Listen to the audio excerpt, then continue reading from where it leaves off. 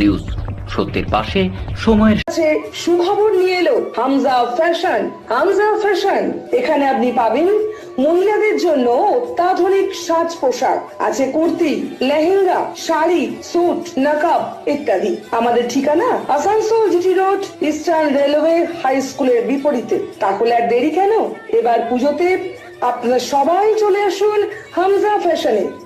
ন্যায্য দামে নিয়ে যান আপনার পছন্দ মতো জিনিস।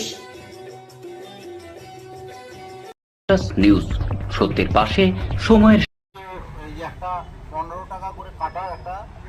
আসানসোল দুর্গাপুর পুলিশ কমিশনারেটের পক্ষ থেকে সম্প্রতি যাত্রী সাথী অ্যাপ চালু করেছেন। এই ব্যাপারের মাধ্যমে গাড়ি বুক করার পাশাপাশি অ্যাম্বুলেন্স পর্যন্ত বুক করতে পারবেন।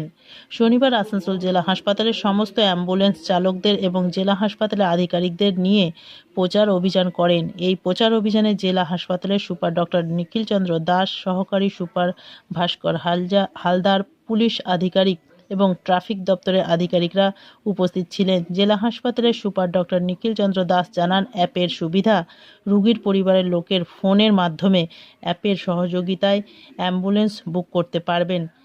একদম নির্দিষ্ট পয়সা লাগবে। তাছাড়া পুলিশ প্রশাসনের কাছে অ্যাম্বুলেন্সের নাম নথিভুক্ত হবার কারণে যাত্রীদের সাথে অ্যাম্বুলেন্স চালক সুরক্ষিত থাকবে। এবং অ্যাম্বুলেন্স মালিক এবং অ্যাম্বুলেন্স ড্রাইভারদেরকে আজকে নিয়ে বসেছেন, তাদেরকে অনেক কিছু বোঝানো হয়েছে। যাত্রী সাথী অ্যাপের কত লাভ আছে আর কি করে গাড়ি চালানো হওয়া উচিত, এই বিষয় নিয়ে কি বার্তা দিলেন? আমাদের এই যাত্রী সাথী অ্যাম্বুলেন্স তো আজ বেশ কয়েক মাস ধরে চালু হয়েছে।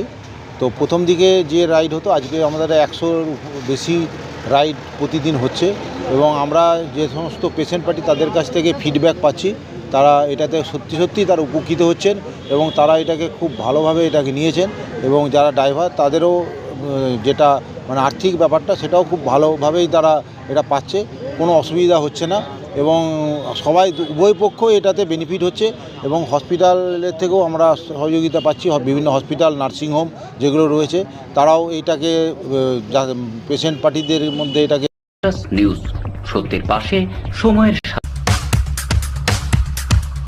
গ্রিন আসানসোল, ক্লিন আসানসোল, আপনাদের শহর আসানসোলকে রাখুন। নিউজ সত্যের পাশে সময়ের এবং এটা আমি যতটুকু বুঝলাম আর কি, এটা খুবই ভালো জিনিস। দেখুন, আমি শুধু আমার হাসপাতালটা বলতে পারি, এখানে তো বিভিন্ন সময় বিভিন্ন কারণে মানুষের তো অ্যাম্বুলেন্স লাগেই, বাড়ি থেকে পেশেন্ট আনার জন্য বা এখান থেকে বাড়ি নিয়ে যাওয়ার জন্য বা অন্য কোনো হাসপাতালে যদি রেফার হয়। তো এটাতে আমি যেটা বুঝলাম যে এটাতে মানুষেরই উপকার হবে একটা কারণে, মানুষ বাড়ি থেকে ওই একটা যাত্রীর সাথে অ্যাপ দিয়ে পরে সে অ্যাম্বুলেন্স বুক করতে পারবে এবং এই বুক করলে পরে যে নির্দিষ্ট যে ভাড়াটা আছে সেই জায়গাটা তো ঠকে যাওয়ার কোনো ভয় নেই।